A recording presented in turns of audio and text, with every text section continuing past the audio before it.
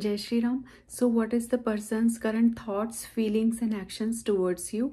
What is going on their mind? उनके दिमाग में क्या चल रहा है? So let's decide with these three piles. So let's choose. So this is, I guess the camera is right. So this is pile number 1, pile number 2, yes, and pile number 3, yes. So yes, pile number 1, pile number 2 and pile number 3. So quickly choose your pile and let me open the cards. Yeah, so start with pile number. So first of all, though, if आपने pile number 1 choose किया तो this person is very passionate and they want to charm you with their brilliance, with their actions, with their जो भी उन्होंने decide किया है, इससे आपको वो charm करना चाहते हैं. And they themselves are husband material and they see you as a wife material. They are very practical person, very intelligent person. ये बहुत इंटेलिजेंट और बहुत प्रैक्टिकल है, आई गेस सो. एंड आपके साथ में शायद वो चीज़ों को रोमांटिसाइज करने में, अपना रोमांटिक साइड शो करने में उन्हें अच्छा लगता है. आपको इम्प्रेस करना थोड़ा टाइम के लिए अच्छा लगता है. तो but deep down in the heart they like to be grounded, they like to be real. मतलब उनको ये विशी वाशी थिंग्स उनको शायद ज़्यादा पसंद नहीं आती है. सो इसीलिए वो जो आपको अप्रोच करेंगे तो वो एक रियलिटी के साथ में अप्रोच करेंगे और वो एक सॉलिड रिलेशनशिप आपको देखते हैं और आपसे यही चाहते हैं. बट वो आपको काफ़ी जेंटल और सॉफ्ट देखते हैं. वो सोचते हैं कि अगर मैंने इस बंदी से या बंदे से इस तरह से अप्रोच किया तो दे माइट गेट हर्ट. तो इस केस में वो काफ़ी आपको सॉफ्ट और एक रोमांटिक पर्सन वो ऐसा आपको पाते हैं. तो वो ये चाहते हैं कि उनकी बातों से, जब आप उनकी बातों से थोड़ा जल्दी हर्ट हो जाती हैं तो वो चाहते हैं कि शायद आप थोड़ा सा प्रैक्टिकल हो जाएं, थोड़ा सा little bit practical side you have to look at the things. और वो आपको as a prize, as a trophy देखते हैं कि अगर ये पर्सन मेरी लाइफ में आ गया देन हम लोगों की लाइफ काफ़ी बैलेंस हो जाएगी. बिकॉज वो एक स्ट्रॉन्ग एंड practical person है and you are just like a nurturing side of a feminine or as a person. उन्हें लगता है कि शायद आपके पास में तो आप शायद उनमें उतना इंटरेस्टेड नहीं हैं. You might have little other options as well, और आप शायद और अपॉर्चुनिटी का भी वेट कर सकती हैं इन योर करियर और फैमिली वाइज, या आप कुछ और चीज़ों में भी बहुत बिजी हो सकती हैं. आपका फोकस उन पर इतना नहीं है जितना उनका फोकस आपके ऊपर है. तो ऐसा वो सोचते हैं. इस चीज़ के लिए वो अपने फ्रेंड्स की, अपने जो उनके कलीग्स हैं उन सब की हेल्प ले रहे हैं कि how they should approach you, how अब ये ग्राउंड लेवल पे, ये सॉलिड में ये रिलेशनशिप को मैं आगे कैसे बढ़ा सकता हूँ. इस चीज़ के लिए वो लोगों से पूछ रहे हैं. हालांकि वो आपको काफ़ी लॉयल पाते हैं कि आई गैस वो अपने फ्रेंड से बोलते हैं कि शायद मुझे और कोई बहुत सारे ऑप्शंस मुझे भी मिल सकते हैं, बट इट्स अ चांस कि आज के टाइम पर इस तरह का लॉयल पर्सन मुझे मिलना बहुत मुश्किल है. तो they see you as a loyal person. और उन्हें लगता है कि शायद जितना भी हमारा ये एक स्ट्रगल वाला फेज था वो अब एंड हो चुका है. Now it's a concrete plan. So अब जो भी एक्शन होगा वो एक सॉलिड एक्शन होगा. So these are the pile ones feelings and thoughts and things. So now let's check pile number 2. Okay, let me quickly open pile number 2. Okay, so यहाँ पर situation ऐसी है कि वो डिसाइड ही नहीं कर पा रहे हैं कि एक्शन कैसे लेना है, किस तरह से आगे बढ़ना है, अभी क्या करना है. So they are in a confusion mode. उनका जो आपको लेके पर्सपेक्टिव है वो क्लियर नहीं है.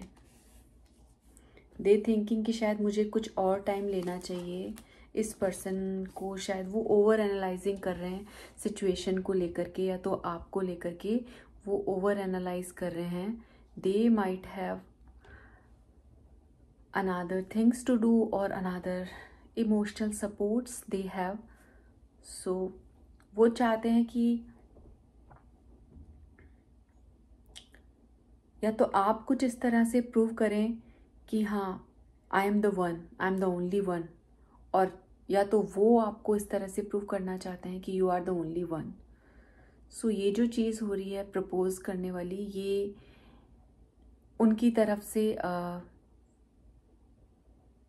आएगी बहुत जल्दी और आने वाली है।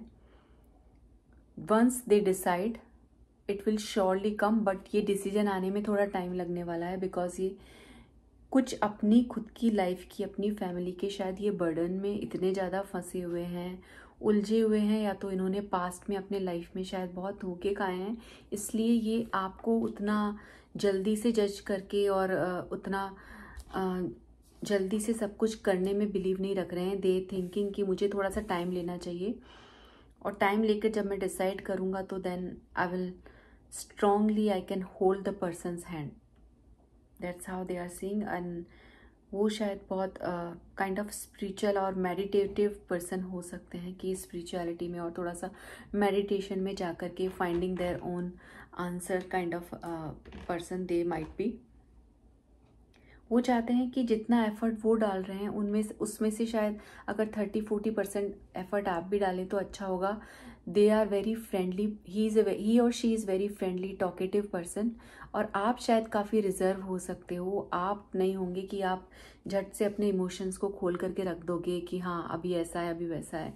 You are not that sort of person. तो वो चाहते हैं कि जब मैं अगर ओपन अप हो रहा हूँ तो little bit effort should be your side also. So that's how they are feeling and thinking towards you. और अगर दोनों तरफ से ओपन कम्युनिकेशन होगा देन जो डिसीजन आएगा वो स्ट्रॉन्ग और एक सॉलिड रूटेड डिसीजन आएगा, जो कि अभी इस रिश्ते में लैक है। सो इस रिलेशनशिप में lack of friendship, lack of communication they are finding.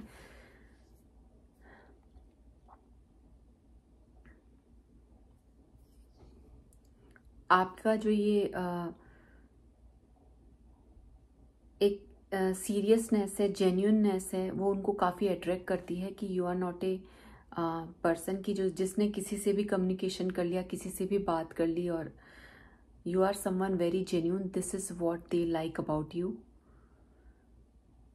So that's how pile number 2's person's feelings, things, actions towards you. So let's decide what you have to do. And now let me open the pile number 3 and tell you what it is. Okay, this person is very skilled person. They love to learn new things and impress you as well as. Oh, that's very beautiful cards actually.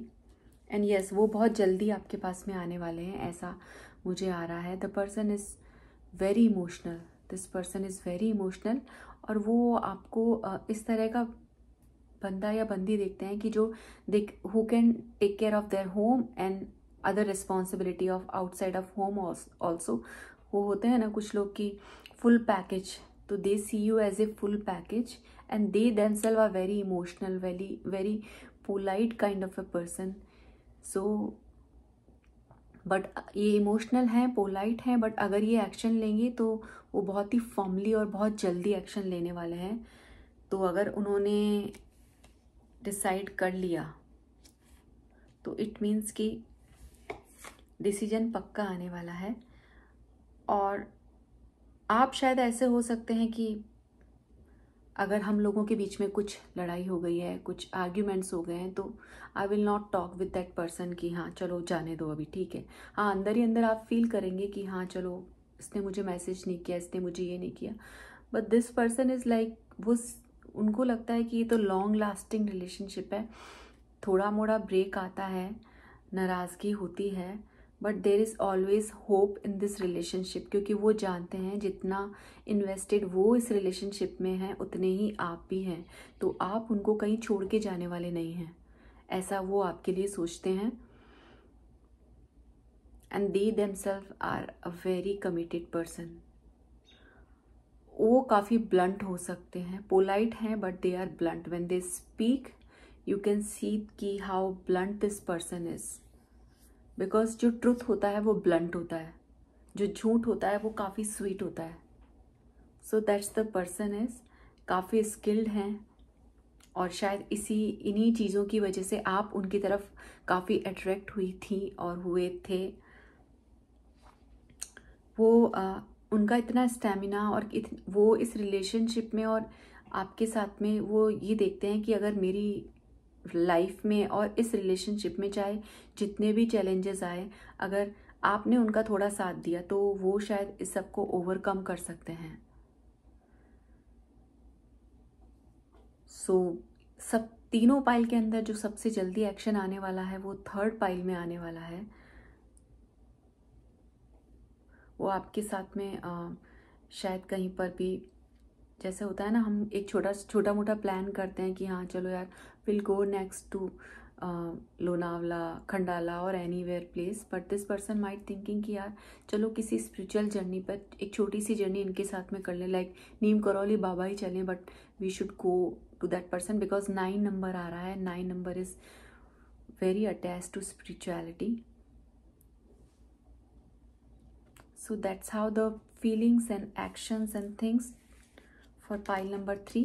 So आपको hope मेरी reading पसंद आई होगी, and पसंद आई तो please मेरे channel को subscribe करिए।